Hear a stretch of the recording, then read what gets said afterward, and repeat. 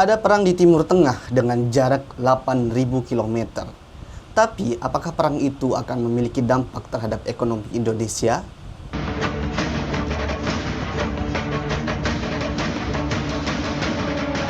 Kenapa perang yang jauh sekali tapi sangat berdampak terhadap Indonesia? Dan apakah perang Iran, Amerika, dan Israel akan memberikan dampak terhadap Indonesia? Atau justru kita akan aman-aman saja? Kita akan bedah dengan data dan bukan dengan drama.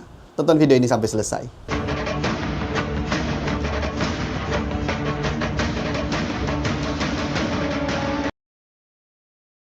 Cerita konflik Timur Tengah tidak hanya terjadi dalam 1 tahun 2 tahun, tapi sudah terjadi selama puluhan tahun. Dan eskalasi konflik di tahun ini, baru-baru ini terjadi semakin meningkat dengan adanya serangan-serangan pihak-pihak tertentu, diantaranya yang kita tahu sekarang Amerika, Iran, dan Israel. Semua itu memicu ketegangan global dan ketergangguan pasokan energi global atau dunia.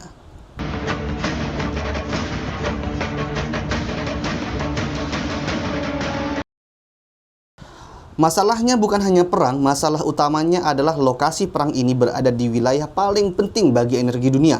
Namanya Selat Hormuz. Selat ini adalah jalur sempit yang dilalui sekitar 20% perdagangan minyak dunia setiap hari. Iran menyerang perumahan dan berbagai fasilitas di Israel dan tidak tinggal diam. Israel dan juga sekutunya Amerika Serikat turut menyerang proyek jembatan sipil di Iran dan menewaskan 8 orang. Bayangkan jika jalur ini terganggu, maka pasokan energi dunia akan juga terganggu. Dan ketika itu terjadi, tentu akan ada terjadinya kenaikan harga.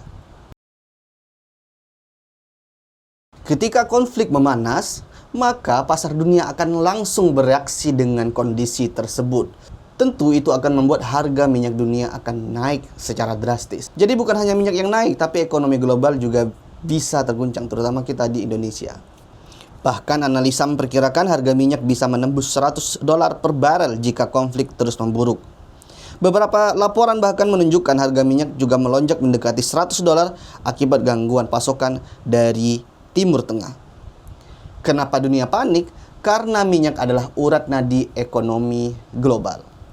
Minyak akan mempengaruhi transportasi, industri, logistik, listrik, dan bahkan harga makanan. Semuanya ikut naik dan tentu ini akan memberikan dampak terhadap Indonesia.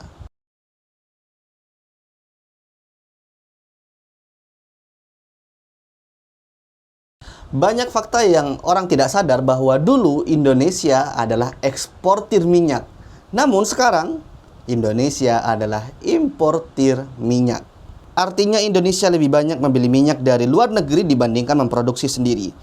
Dan ini jadi masalah besar. Ketika harga minyak dunia naik, maka APBN tentu akan tertekan. Bahkan simulasi pemerintah menunjukkan setiap kenaikan $1 harga minyak bisa menambah beban anggaran negara sekitar 10,3 triliun rupiah. Sekarang bayangkan, jika harga minyak naik $30-40, maka potensi tekanan anggaran bisa mencapai ratusan triliun rupiah. Dan uang negara itu harus dipakai untuk kompensasi subsidi minyak, subsidi listrik, dan kompensasi energi yang lain.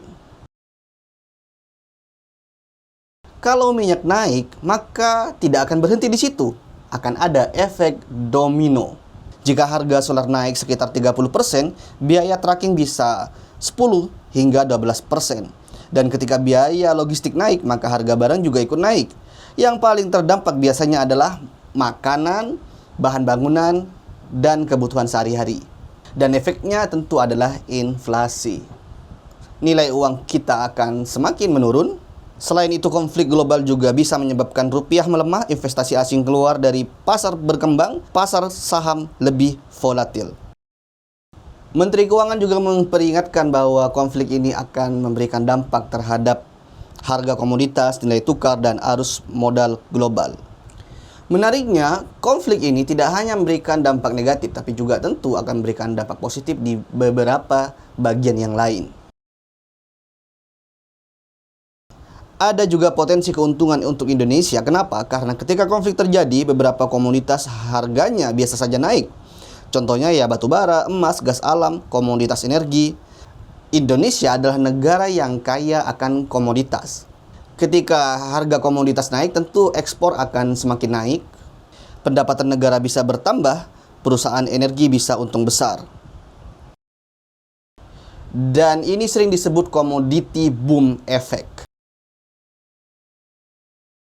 Jadi dampaknya tidak selalu hitam atau putih, karena justru campuran antara resiko dan peluang. Skenario ke depan tentu ada 3 opsi atau 3 kemungkinan yang akan terjadi di masa yang akan datang. Yang pertama, konflik cepat selesai, dampaknya hanya sementara. Harga minyak turun lagi dan ekonomi kembali stabil seperti semula. Kemungkinan kedua adalah konflik berlangsung lama. Harga minyak tetap tinggi, inflasi global meningkat, negara importir seperti Indonesia lebih tertekan. Kemungkinan 3 adalah konflik yang meluas. Ini skenario terburuk. Ketika jalur energi seperti Strait Hormuz benar-benar terganggu, pasokan energi dunia bisa mengalami shock besar dan ekonomi global bisa memasuki fase yang sangat tidak stabil. Jadi jawabannya, apakah perang ini akan berdampak kepada Indonesia? Apakah perang Iran, Amerika, Israel akan memberikan dampak kepada Indonesia? Ya, tentu akan berdampak, tapi tidak secara langsung. Kadang efeknya datang melalui harga minyak, inflasi global, nilai tukar, pasar keuangan. Ini menunjukkan satu hal yang penting. Di dunia yang saling terhubung seperti sekarang, peristiwa ribuan kilometer jauhnya bisa mempengaruhi harga hidup kita sehari-hari. Antar negara memiliki hubungan yang kuat untuk saling menguatkan ekonominya masing-masing. Ya, seperti kabel yang saling terhubung satu sama lain. Dan tentu apa yang terjadi kepada negara yang lain akan berdampak kepada negara yang lain juga. Apalagi untuk negara-negara yang memiliki potensi besar seperti Iran sebagai pemasok minyak dunia yang cukup besar, dan negara Amerika yang punya dampak ekonomi kepada dunia, dan juga Israel yang salah satu negara yang hari ini juga punya pengaruh kepada negara-negara yang lain.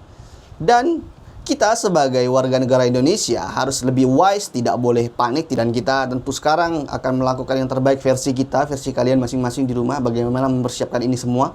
Dan semoga ini hanya perang sementara dan tidak berkepanjangan, karena tentu ketika perang itu berkepanjangan tidak hanya merugikan negara-negara yang lain, tentu negara-negara yang berkonflik akan sangat dirugikan. Dan saya rasa bahwa di era yang dewasa ini, negara-negara itu tentu akan berpikir lebih matang terkait potensi ke depan. Dan kita harap bahwa perang ini cepatnya selesai dan cepatnya damai mereka yang hari ini berkonflik. Saya Abdul Wasid dan terima kasih. Jangan lupa follow dan subscribe video ini, dan tentu itu akan memberikan motivasi kepada saya untuk membuat konten yang akan datang di masa-masa yang akan datang. Dan terima kasih.